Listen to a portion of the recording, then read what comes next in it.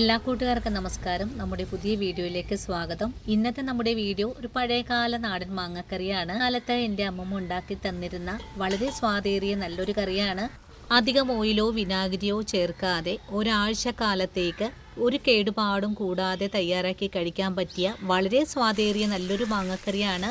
ഇതുപോലൊരു മാങ്ങക്കറി തയ്യാറാക്കി കഴിഞ്ഞാൽ ഒരു കഷ്ണം മാങ്ങയുണ്ടെങ്കിൽ ഒരു പ്ലേറ്റ് ചോറ് മുഴുവനും തന്നെ നമുക്ക് വയറ് നിറയെ കഴിച്ചു തീർക്കാൻ പറ്റുന്നതുമാണ്. ആദ്യമായിട്ടാണ് നിങ്ങൾ ഈ കറി കാണുന്നതെങ്കിൽ തീർച്ചയായിട്ടും വീട്ടിൽ ട്രൈ ചെയ്ത് നോക്കാൻ മറക്കരുത്. അതുപോലെ വീഡിയോ കുറിച്ചുള്ള അഭിപ്രായങ്ങളെല്ലാം കമൻസ് ആയിട്ട് അറിയിക്കാനും മറക്കരുത്. നിങ്ങൾ ഓരോരുത്തരും എനിക്ക് തരുന്ന സപ്പോർട്ടാണ് നമ്മുടെ ഈ ഒരു വീഡിയോ മറ്റുള്ള കൂട്ടുകാരിലേക്കൊന്ന് എത്തപ്പെടുന്നതും. അപ്പോൾ നോക്കാം എങ്ങനെയാണ് വളരെ രുചികരമായിട്ടുള്ള നല്ലൊരു മാങ്ങക്കറി തയ്യാറാക്കി എടുക്കുന്നതെന്ന് നമുക്ക് നമ്മുടെ വീഡിയോയിൽ കൂടെ കണ്ടു നോക്കാം.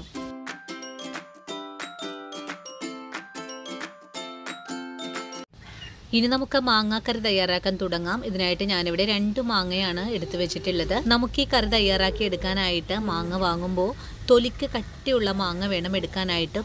ഇതുപോലെയുള്ള മാങ്ങയാണ്. അധികം വാടലൊന്നും തന്നെ വരാതെ നല്ല ഫ്രഷ് ആയിട്ടുള്ള മാങ്ങ വേണം എടുക്കാനായിട്ടും. ഇനി നമുക്ക് ഈ മാങ്ങ ഒന്ന് കഴുകിയെടുത്തിട്ട് വരാം. അതിനുശേഷം നമുക്കൊന്ന് കട്ട് ചെയ്ത് കൂടെ വെക്കണം. അങ്ങനെ മാങ്ങ ഇവിടെ കഴുകിയെടുത്തിട്ടുണ്ട്. ഇനി നമുക്ക് ഈ മാങ്ങ ഒന്ന് കട്ട് ചെയ്ത് കൂടി എടുക്കാം. മാങ്ങ കഷ്ണങ്ങൾ ഇതുപോലെ ഒന്ന് കട്ട് ചെയ്തതിന് ശേഷം നമുക്ക് നീളത്തിലാണ് കട്ട് ചെയ്തെടുക്കേണ്ടത്. ചെറിയ പീസുകളായിട്ടല്ല, നമുക്ക് അല്പം വലിയ പീസുകളായിട്ടാണ് ഈ ഒരു കറിക്കായിട്ട് നമുക്ക് കട്ട് ചെയ്തെടുക്കേണ്ടതും. അധികം കട്ടി കുറക്കാതെ ഇതുപോലെയാണ് നമുക്ക് ആവശ്യമായിട്ടുള്ളതും. അധികം കട്ടി കുറച്ച് ചെയ്യുവാണെങ്കിൽ കറി തയ്യാറാക്കുമ്പോൾ വെന്ത് കഷ്ണങ്ങൾ ഉടയാൻ സാധ്യത കൂടുതലാണ്. ഇനി നമുക്ക് എല്ലാ മാങ്ങയും കട്ട് ചെയ്തെടുക്കാം. വളരെ എളുപ്പത്തിൽ നമ്മുടെ മാങ്ങ കഷ്ണങ്ങളെല്ലാം ഞാനിവിടെ കട്ട് ചെയ്തെടുത്തിട്ടുണ്ട്.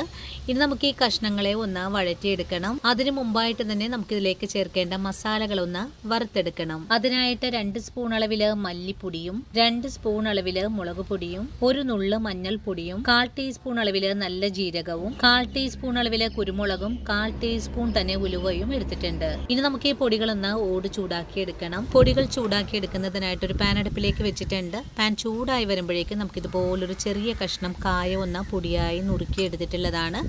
ഇതൊന്ന് ചേർത്തൊന്ന് വറുത്തെടുക്കാം. കായം പെട്ടെന്ന് മുരിഞ്ഞു വരാൻ താമസമുള്ളത് കൊണ്ടാണ് ആദ്യമേ കായ ഒന്ന് ചൂടാക്കി എടുക്കുന്നത്. കായ ഒന്ന് ചെറുതായി ചൂടായി തുടങ്ങിയാൽ പിന്നെ എടുത്തു വെച്ചിട്ടുള്ള കുരുമുളക്, ജീരകം, ഉലുവ കൂടി ചേർത്തൊന്ന് ഫ്രൈ ചെയ്തെടുക്കാം. ഇവയെല്ലാം ചെറുതായിട്ടൊന്ന് മുരിഞ്ഞു കിട്ടണം.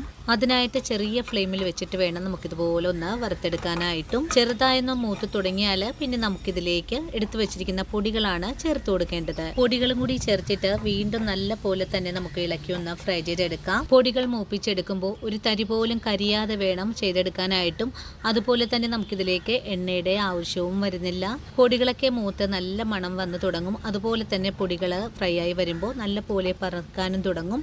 ആ ഒരു പാകമാകുമ്പോൾ നമുക്ക് ഫ്ലെയിം ഓഫ് ചെയ്ത് കൊടുക്കാം. അതിനുശേഷം പൊടികളുടെ ചൂടാറി വരുമ്പോൾ നമുക്കിതൊന്ന് പൊടിച്ചുകൂടെ വെക്കാം. ഇത്രയും കാര്യങ്ങളൊക്കെ ആയാൽ പിന്നെ നമുക്ക് കറി തയ്യാറാക്കാൻ തുടങ്ങാം. ഇതിനായിട്ടൊരു 3 അല്ലി കൊച്ചുള്ളിയും 4 അല്ലി വെളുത്തുള്ളിയും നമുക്ക് ആവശ്യമായിട്ടുണ്ട്. ഇതൊന്ന് ചെറുതായിട്ടൊന്ന് കട്ട് ചെയ്ത് കൂടെ വെക്കണം. അപ്പോഴേക്കും നമ്മുടെ മൺചട്ടി ഒന്ന് ചൂടായി വന്നിട്ടുണ്ട്. ചട്ടി ചൂടായി വരുമ്പോഴേക്കും നമുക്കിതിലേക്ക് 1 നുള്ള് വെളിച്ചെണ്ണ ഒഴിച്ചു കൊടുക്കാം. നമുക്ക് ഈ കറി തയ്യാറാക്കി എടുക്കാനായിട്ട് അധികം എണ്ണയുടെ ആവശ്യമൊന്നും തന്നെ ഇല്ല. ഇപ്പോൾ വെളിച്ചെണ്ണ ഒന്ന് ചൂടായി വന്നിട്ടുണ്ട്. ഞാൻ ഇതിലേക്ക് 1/4 ടീസ്പൂൺ അളവില് കടുക് ചേർക്കുക. കടുകിന് നല്ല പോലെ ഒന്ന് പൊട്ടി വരട്ടെ.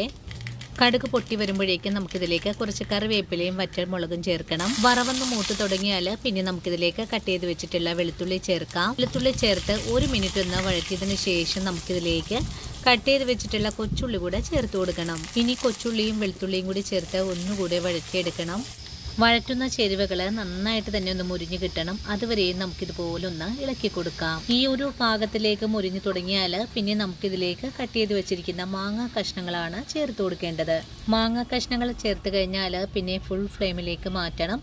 അതിനുശേഷം ഈ ഒരു രീതിയിലേക്ക് ഒന്ന് ഇളക്കിയും കൂടെ കൊടുക്കാം. ഒരു 2 മിനിറ്റ് നേരം ഫുൾ ഫ്ലെയിമിൽ വെച്ച് കൊടുത്ത് ഈ ഒരു രീതിയിൽ ഒന്ന് വഴറ്റിയെടുക്കണം. ഇങ്ങനെ ചെയ്തെടുക്കുമ്പോൾ നമ്മുടെ കഷ്ണങ്ങൾ ഉടയാതെ വേണം നമുക്കൊന്ന് വഴറ്റിയെടുക്കാനായിട്ടും. വഴറ്റിയെടുക്കുമ്പോൾ കഷ്ണങ്ങൾ ഉടയാതിരിക്കും വേണ്ടിയിട്ടാണ് നല്ല കട്ടിയുള്ള തോലുള്ള മാങ്ങ വേണം എടുക്കാനായിട്ടെന്ന് പറഞ്ഞതും. 2 മിനിറ്റ് നേരം നന്നായിട്ട് തന്നെ ഒന്ന് വഴറ്റിയെടുത്തിട്ടുണ്ട്. ഇനി ഇതിലേക്ക് ആവശ്യത്തിനുള്ള ഉപ്പ് ചേർക്കാം. ഉപ്പും കൂടി ചേർത്തിട്ട് വീണ്ടും നന്നായിട്ട് തന്നെ ഒന്ന് വഴറ്റിയെടുക്കാം. നമുക്കൊരു 3 മിനിറ്റ് നേരമാണ് നമുക്കിതുപോലെ മാങ്ങയൊന്ന് വഴറ്റിയെടുക്കേണ്ടതും. അങ്ങനെ നമ്മുടെ മാങ്ങ 3 മിനിറ്റ് നേരം വഴറ്റിയെടുത്തിട്ടുണ്ട്. ഇനി നമുക്കിതിലേക്ക് മാങ്ങ വെന്ത് വരാൻ ആവശ്യമായ വെള്ളം കൂടെ ഒഴിച്ചു കൊടുക്കാം. ഈ ഒരു സമയത്തും നമ്മുടെ മാങ്ങ കഷ്ണങ്ങളെ വെന്തുടയാതെ തന്നെയാണ് നമ്മൾ വഴറ്റിയെടുത്തിട്ടുള്ളത്. ഇനി നമുക്കിതിലേക്ക് വെള്ളം ഒഴിച്ചു കൊടുക്കാം. ഞാനിവിടെ ഒരു 300 മില്ലി വെള്ളമാണ് ഒഴിച്ചു കൊടുക്കുന്നത്. മാങ്ങാക്കറി മാങ്ങയിൽ ഗ്രേവി പൊതിഞ്ഞിരിക്കുന്ന രീതിയിലാണ് ആയി വരുന്നത്. അതുകൊണ്ട് നമുക്കിതിലേക്ക് അധികം വെള്ളം ഒഴിച്ചു കൊടുക്കേണ്ട ആവശ്യമൊന്നും തന്നെ ഇല്ല. വെള്ളവും കൂടി ഒഴിച്ചു കൊടുത്തിട്ട് വീണ്ടും നല്ല പോലെ തന്നെ ഒന്ന് ഇളക്കി യോജിപ്പിച്ചതിന് ശേഷം നമുക്കിതിലേക്ക് കുറച്ച് ശർക്കര ചേർത്ത് കൊടുക്കണം. ഞാനിവിടെ ശർക്കര പൊടിയാണ് ചേർക്കുന്നത്. നിങ്ങളുടെ കയ്യിൽ ശർക്കരയാണ് ഉള്ളതെങ്കിൽ ഒന്ന് ഉരുക്കി അരിച്ചതിന് ശേഷമായിരിക്കണം ചേർത്ത് കൊടുക്കേണ്ടത്. അല്ലെങ്കിൽ നമ്മുടെ കറിക്ക് മണ്ണ് കടിക്കാനൊക്കെ സാധ്യത കൂടുതലാണ്. ഞാനൊരു 2 ടീസ്പൂൺ അളവിലാണ് ശർക്കരപ്പൊടി ചേർക്കുന്നത്. ശർക്കരപ്പൊടി ചേർത്ത് കൊടുക്കുമ്പോൾ മാങ്ങയുടെ പുളി അനുസരിച്ചായിരിക്കണം ചേർത്ത് കൊടുക്കേണ്ടതും. നമ്മുടെ മാങ്ങയ്ക്ക് അധികം പുളിപ്പില്ലാത്തത് കൊണ്ടാണ് കേട്ടോ ഞാൻ ശർക്കരപ്പൊടി 2 ടീസ്പൂൺ അളവിൽ ചേർത്തിട്ടുള്ളത്. ഇനി നമുക്ക് ഈ മൺചട്ടി ഒന്ന് മൂടി വെച്ച് വേണം വേവിച്ചെടുക്കാനായിട്ട്. മാങ്ങ മൂടി വെച്ച് 1 മിനിറ്റിന് ശേഷം വീണ്ടും മൂടി തുറന്ന് നമുക്കൊന്ന് ഇളക്കി കൊടുക്കാം. മൺചട്ടി ആയതുകൊണ്ട് മാങ്ങ കഷ്ണങ്ങൾ പെട്ടെന്ന് തന്നെ അടിയിലൊക്കെ പിടിക്കാൻ സാധ്യത വളരെ കൂടുതലാണ്. ഇനിയിപ്പോൾ അടി ചേർത്ത് നല്ല പോലെ ഇളക്കി യോജിപ്പിച്ചതിന് ശേഷം ഫ്ലെയിം സിമ്മിലേക്കൊന്ന് മാറ്റാം. അതിനുശേഷം നമ്മൾ നേരത്തെ വറുത്തെടുത്തിട്ടുള്ള പൊടികൾ കൂടിയാണ് ഇതിലേക്കൊന്ന് ചേർത്ത് കൊടുക്കേണ്ടത്. നമ്മുടെ പൊടികൾ ഇതുപോലെയാണ് നമുക്കിവിടെ പൊടിച്ചെടുക്കാൻ സാധിച്ചിട്ടുള്ളത്. പൊടികൾ ചേർത്ത് കഴിഞ്ഞാൽ തവി ഉപയോഗിച്ച് ഒന്ന് ഇളക്കി യോജിപ്പിച്ചു കൊടുക്കാം.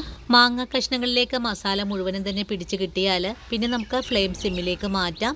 അതിനുശേഷം നമുക്ക് മൂടി വെച്ച് വേണമെന്ന് വേവിച്ചെടുക്കാനായിട്ട്.